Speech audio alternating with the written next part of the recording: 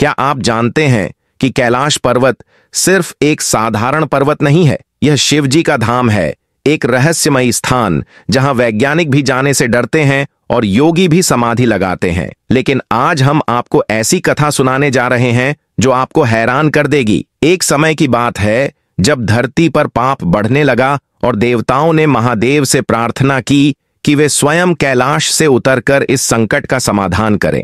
लेकिन शिवजी ने मुस्कुराते हुए कहा, समय अभी शेष है, जब घड़ी पूर्ण होगी मैं स्वयं उत्तर दूंगा। कैलाश का रहस्य। कैलाश पर्वत पर समय के नियम अलग चलते हैं। वैज्ञानिक कहते हैं कि यह दुनिया का केंद्र है, योगी कहते हैं कि यहां अदृश्य शक्तियां निवास करती हैं और शास्त्रों में इसे देवताओं का घर माना गया है। पर एक राज ऐसा भी है जो कम ही लोग जानते हैं। कैलाश के शिखर पर एक द्वार है जो सीधे एक दूसरी दिव्य दुनिया में ले जाता है। गुप्त साधना और एक रहस्यमयी आर्षि। हजारों वर्षों से यहां तपस्या करने वाले आर्षि अगस्त्य, नारद, वशिष्ठ जैसे महायोगी रहे हैं। लेकिन एक साधक अभी भी वहां तपस्या कर रहे हैं जिनका नाम किसी को नहीं पता।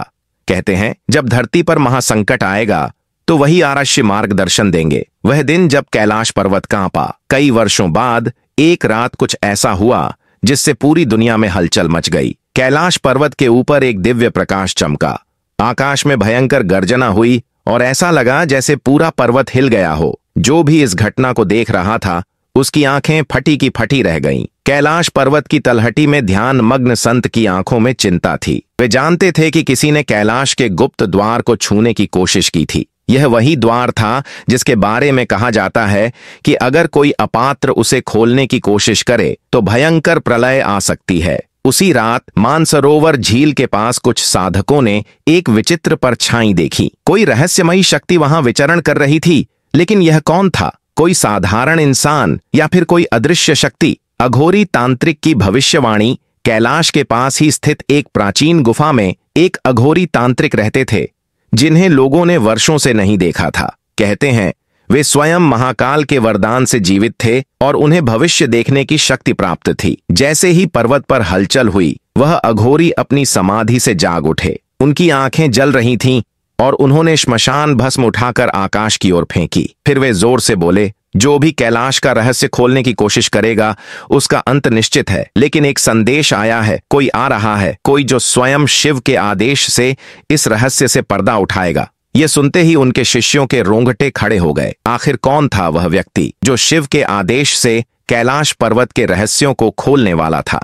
कैलाश की पहेली और महादेव का संकेत। इसी बीच एक अनुभवी योगी जिन्हें हिमालय में वर्षों से तप करते हुए देखा गया था, उन्होंने ध्यान के दौरान एक अद्भुत दृश्य देखा। उन्होंने देखा कि कैलाश के शिखर से एक दिव्य सर्प नीचे आ रहा है। उसकी आंखें अग्नि जैसी जल रही थीं और उसके मुख से एक रहस्यमयी मंत्र निकला, समय निकट है, शंकर की आज्ञा पूरी होगी। परंतु क्या मानव इसके लिए तैयार है? यह सुनते ही योगी समझ गए कि कुछ बहुत बड़ा होने वाला है। रहस्यमयी यात्री के आते ही वातावरण में अजीब सी हलचल मच गई। मानसरोवर झील की लहरें बिना हवा के भी हिलने लगीं। आसमान में काले बादल घिरने लगे। इस यात्री की पहचान किसी को नहीं थी, लेकिन उसके चेहरे पर गहरी तपस्या की झलक थी। जैसे ही उसने एक कदम आगे बढ़ाया, अचानक एक प्रचंड आंधी चली और कैलाश पर्वत से एक दिव्य नाद हुआ, रुको! यात्री थम गया। उसने अपनी आंखें बंद की, गहरी सांस ली और धीरे से कहा, मैं आदेश का पालन करूंगा, परंतु सत्य को खोजूंगा। अघोरी तांत्रिक का संदेश। उसी समय वह अघोरी तांत्रिक जो वर्षों से गुफा में ध्यान मग्न थे, अचानक बाहर निकले और जोर से बोले, तू वही है जिसका इंतजार था। पर क्या तू तैयार है? कैलाश के द्वार को छूने से पहले तुझे 3 कठिन परीक्षाओं से गुजरना होगा। यात्री ने सिर झुकाया और कहा, मैं हर परीक्षा के लिए तैयार हूं, यदि यह महादेव की इच्छा है। पहली परीक्षा, भय का सामना। अघोरी ने यात्री को एक गहरी घाटी की ओर इशारा किया। वहां घना अंधकार था, कोई भी उसमें गिर जाता तो वापस नहीं आता।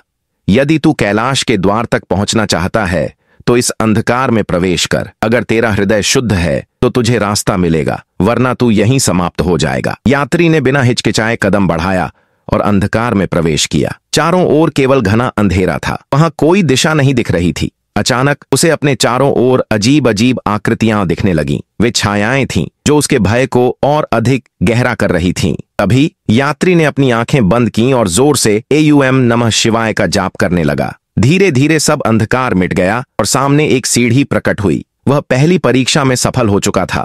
दूसरी परीक्षा, मोह का त्याग, अब उसे दूसरी परीक्षा देनी थी। अघोरी ने उसकी ओर देखा और कहा, यदि तू कैलाश के द्वार को पाना चाहता है तो तुझे अपने सबसे प्रिय चीज का त्याग करना होगा। यात्री ने कुछ क्षण सोचा, फिर उसने अपने हाथ में पकड़े प्राचीन तांत्रिक ग्रंथ को देखा। यह ग्रंथ उसे उसके गुरु ने दिया था और इसमें कैलाश पर्वत के सबसे गहरे रहस्यों का उल्लेख था।